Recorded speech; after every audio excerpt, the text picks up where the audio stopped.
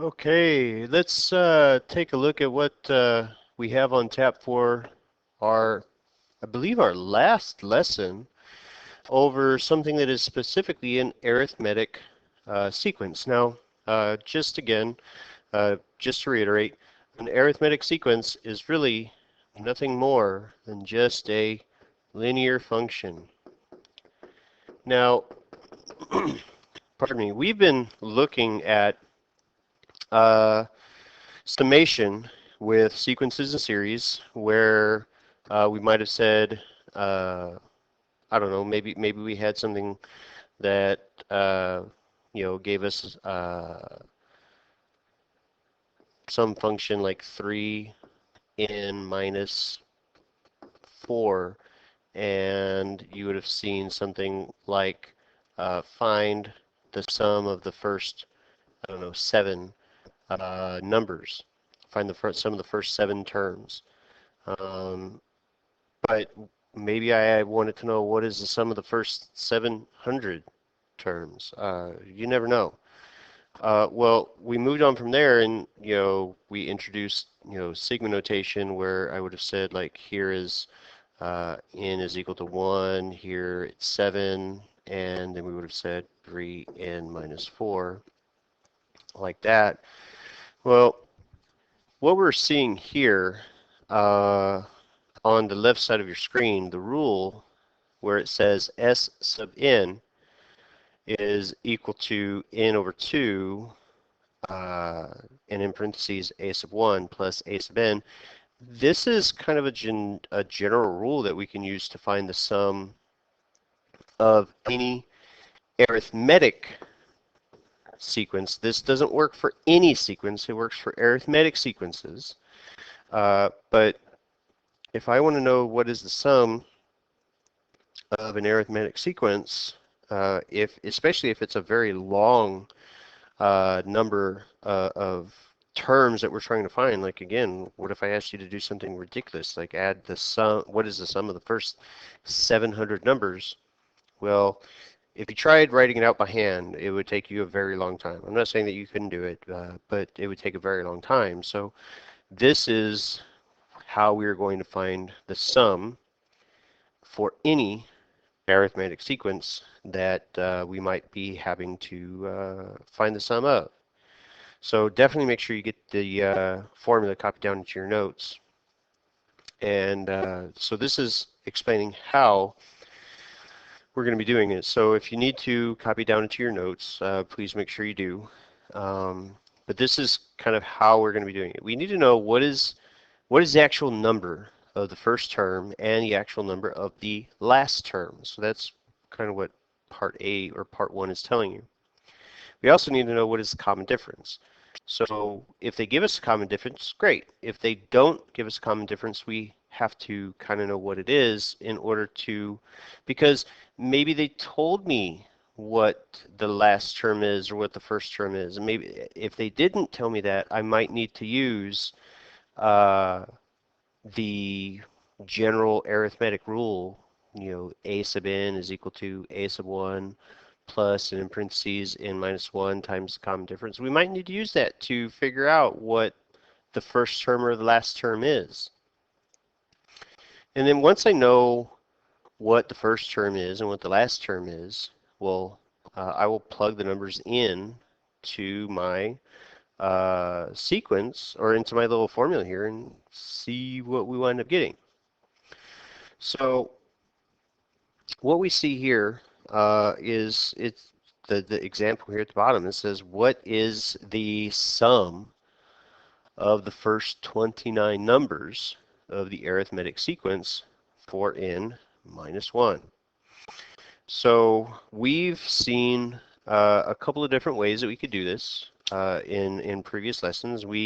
First thing that we did is we expanded it, meaning that we would have written out 29 expressions and figured out what the first 29 numbers were and then added them together, meaning I would have said 4 times 1 minus 1 and see what that one is. Then I would have gone to 4 times 2 minus 1, and 4 times 3 minus 1, and 4 times 4 minus 1, all the way up to saying 4 times 29 minus 1. And then we also saw using properties of the summation notation itself, we could have said, well, 4 can be factored out of all of that stuff. And I could have said 4 multiplied by 1 plus 2 plus 3 plus 4 plus 5 all the way up through 29 minus 1 times 29. We could have used the property of summation to do that also.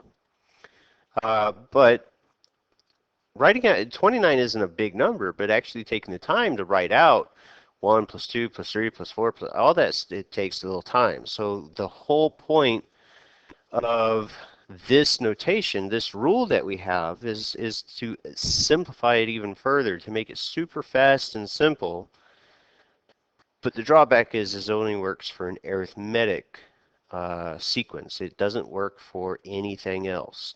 So if I asked you to find the sum of the first 29 numbers of a rational or a quadratic or something like that sequence, unfortunately you would actually have to take the time to figure out what is the sum of the first 29, what are the first 29 numbers, and then add them up, because there's not like a particular rule for those.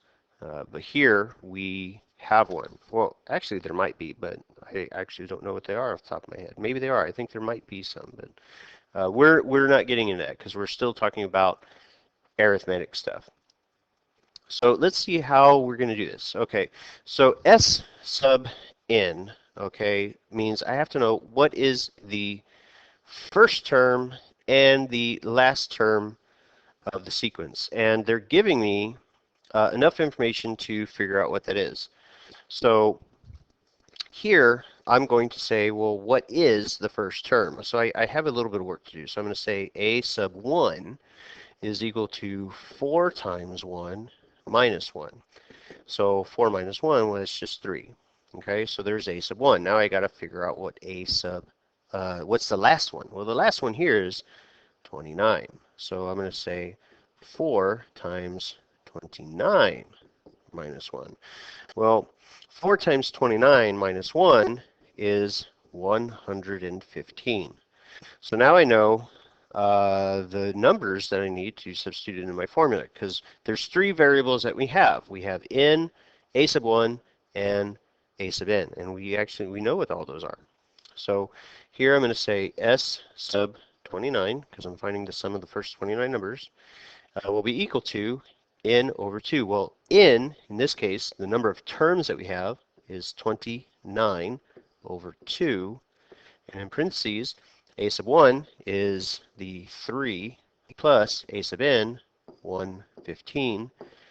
And really you can just type all of that into your calculator at one go, but I will go ahead and simplify each individual part just in case anybody needs to see it. 29 over 2 is 14.5, and some of you may wonder, is it okay to have a decimal number here? Absolutely, it's fine. And 3 plus 115 is 118, so 14.5 times 118 will be 1,711. So that is the sum of the first 29 numbers of this particular arithmetic sequence, which I gotta say took a lot less time than writing out 29 individual things, or even saying 4 times 1 plus 2 plus 3 plus 4 all the way through 29. I think this was much faster and efficient. So there's our first example of how I can quickly and easily identify the sum of a whole bunch of numbers of an arithmetic sequence. So here, this is what we're going to be asked to do next. What it's saying up at the top, find the nth partial sum indicated for each sequence. So what we're asked to do in this one is we're asked to identify the sum of the first 50 numbers of this sequence. Now, if you notice, they're not giving us the sequence itself. They're giving us a series of numbers, -2, -7, -12, -17. They're giving us a sequence of numbers, but they're not giving, or they're giving us a series of numbers, but they're not giving us the sequence themselves, meaning what is the rule? In the last example, they gave us the rule. It was, 4n minus 1. Well, here they're not giving it to us, so we have to try and figure out, well, what is it going to be? So the first thing I want to know is what's the common difference going to be? Because I need that in order to write the rule. So negative 17 minus negative 12, that's a 5. And just do the last two here. It doesn't take any time, but we want to make sure we have the common difference, because what if they skipped a number somewhere? I don't think that they would, because everything should be sequential. But negative 12 minus negative 7 is also a 5, and actually negative, not positive. And negative 7 minus the negative 2 is also a negative 5. So we know the common difference, the slope of the linear function of the arithmetic sequence is a negative 5. So, all right, now I have to have the first term, and I have to have, in this case, the 50th term, the last term. I have to know those two things in order to get my, in order to be able to use my sum, my little formula that I have. So this is where our generic rule for an arithmetic sequence comes into play. So I'm going to say a sub n is equal to a sub 1 plus, in parentheses, n minus 1 times whatever the common difference is. Well, we actually know what the first term is. The first term, a sub 1, is a negative 2. So we can use that information with the general rule of an arithmetic sequence to figure out what's the 50th term. So let's go ahead and do that. We want to know what is the 50th term, a sub 50. Well, the first term is given to us by the series of numbers itself, negative 2, plus, and so we're substituting, we're trying to find the 50th term, so here I'm going to say 50 minus 1 times the common difference, negative 5. And we'll simply evaluate what we have here. So negative 2 plus, in here, 49 times negative 5. And again, you could probably just type all this stuff in your calculator, but I don't want to skip anything in case anybody needs to see it. So here, negative, I'm sorry, 49 times negative 5 is going to be a negative 245, and so that will give us a negative 247 for the 50th term. Okay, so now we know the three, or really the two numbers that we're missing from our list that we needed. So this is negative 247, and of course n in this case is 50 because we're looking for the sum of the first 50 terms. So I will say S sub n, I'm going to just go ahead and write the rule here, because basic math, good fundamental math, anytime you use a rule, write it down, because that way if you don't know the formula and you need to know the formula, the more often you write it down, the more likely you are to remember it. So a sub 1 plus a sub n. So now I'm going to substitute my numbers. So I want to know the sum of the first 50. So I'm going to say 50 over 2. And the first one was negative 2. And we're going to say plus a negative 247, or you could just say minus 247. And so here I get 25 times, oops, let me clean that up just a bit. It's like I wanted to write my parentheses too quickly. Negative 247. Okay, there we go. So negative 2 plus negative 247 is a negative 249. And you multiply those two numbers together. 25 times negative 249 is negative 6,225. So there is the sum of the first 50 numbers of the sequence that were provided. So The first example gave us the common difference and the first term, and the last term were pretty easy to figure out by substituting 1 and 29 into the sequence that was provided for us. Well, here they're giving us a series of numbers that we can identify what is the common difference, and from there what the last number, the 50th number, is by plugging it into the generic rule that we have. But now that we have the numbers, again, I really think that would be a lot easier than, just subtracting 5 each time to write out the first 50 numbers and then trying to add them up. I really think that is a lot easier than the only other basic approach that you would have. So here is the same exact idea as far as, can you identify the sum of the first 10 numbers of this particular sequence. Now, some of us are going to be thrown off because we don't have whole numbers here. We don't even have like integers, positive or negative numbers. We have rational numbers, or I'm sorry, not rational, but radical numbers, where I have everything is in the form of radical, 6 radical 3, 8 radical 3, and so on. So don't let that throw you off. The radical 3 is basically saying that, well, they're like terms. So everything with the radical 3 can be added or subtracted like normal. So when we have to figure out our particular values, okay, so we have to know what n is. In this case, n is 10, because we're finding the sum of the first 10 numbers. The common difference is not given to me directly, but I can find out what it is from the series of numbers that they're giving me. A sub 1 is given to me. That's in the series of numbers itself, which is 12 radical 3. And so now I have to figure out what a sub 10 is, so that way I could actually use my formula for finding the sum of any arithmetic series or sequence. So let's go ahead and see what we're able to see here. The common difference, if I say 6 radical 3 minus 8 radical 3, I'm going to get a negative 2 radical 3. Because they're like terms, it's kind of like saying 6x minus 2x. I'm sorry, 6x minus 8x, we get a negative 2x.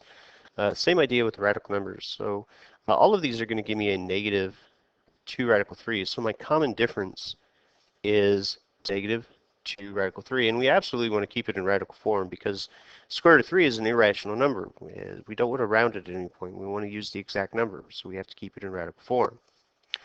So now I'm going to try and figure out what's my 10th term. So that's where our generic form of a linear function is, or an arithmetic sequence. A sub 1 plus, in parentheses, n minus 1 times common difference. So here we're looking for the 10th term. So I will say the first term is given to me to be 12 radical 3. And the 10th term is what I'm looking for. So I'm going to say 10 minus 1 times the common difference of negative 2 radical 3. All right, so let's see what we get when we simplify it. So here, 12 radical 3, and we're going to simplify the stuff in the parentheses. So 10 minus 1 is 9 times negative 2 radical 3. Now, with this is maybe a bit of a review with operations of radical numbers here. When I'm adding or subtracting radical numbers, kind of like what I did to get the common difference, they have to have the same radical part. It's kind of like terms. So a radical 5 and a radical 3 can't be added together and left as a radical form. So, and not get like a single number. But when I multiply radical numbers together, like what we're about to do, we have 9 that's going to get multiplied to negative 2 radical 3. Again, the similarity with normal operations with variables. So if I said 9 times negative 2x, you say nobody would have an issue and say, well, that's negative 18x. So it's the same idea. We're going to multiply the whole number parts or the integer parts together and just leave the radical kind of tagging along. So if I said 2, or if I said 9 times negative 2x, we would get negative 19x. Same idea here. 9 times negative 2 radical 3 is going to give me a negative 18 radical 3 is my product. So the 12 radical 3 here. And you see now we have like terms. We can combine these. So the 12 minus 18 is negative 6 radical 3 for the 10th term. So now we have that negative 6 radical 3. And now we can figure out, well, what is the sum? Well, again, the general rule for the sum of an arithmetic sequence is S sub n is equal to n over 2 times a sub 1 plus a sub whatever my last number is. So in this case, we're finding the sum of the first 10 numbers. So I'm going to say 10 over 2. The first number in our sequence is 12 radical 3. And I'm going to say plus a negative 6 radical 3. So if you want to just write it as minus 6 radical 3, you can. So here, 10 over 2 is 5. And 12 radical 3 minus 6 radical 3 is 8 radical 3. So the 8 and the 5 can be multiplied together to give me 40 radical 3. Oh, wait, nope. I can't subtract. Oh my God, some of you are probably screaming at your screens right now. 12 minus 6 is not 8. It is 6. So 6 radical 3. My apologies. So 30 radical 3 is the sum that we're looking for here. My apologies. I am half asleep right now. So anyway, that is pretty much what we're going to be looking at. We really want to have a good understanding. We want to know what is this. Make sure you remember what that is, and think about if they don't give you the formula straight away, if they don't give you the linear function like we saw in our very first example, if they don't give that to you, you have to be able to think, okay, well, since I need to know what my first term is, what my last term is, we might need to use our general form of a arithmetic sequence, and be able to figure out using the common difference in the first term what the last number, what our last term is going to be. So that's pretty much it as far as arithmetic sequences are concerned. We've identified how to, what their relationship is with a linear function, where the common difference is essentially the same thing as the slope. The general rule is essentially just the slightly adjusted form of a point-slope form of a linear equation. And now how to find the sum very efficiently using a particular formula, how to find the sum of any arithmetic sequence. So again, just as always, any questions, thoughts, concerns about how to do any of this stuff, make sure you have them copied down in your notes and bring them to me either in tutoring or class, and I will be happy to help you with any questions that you have. So until I see you guys again, thanks for watching. See you soon.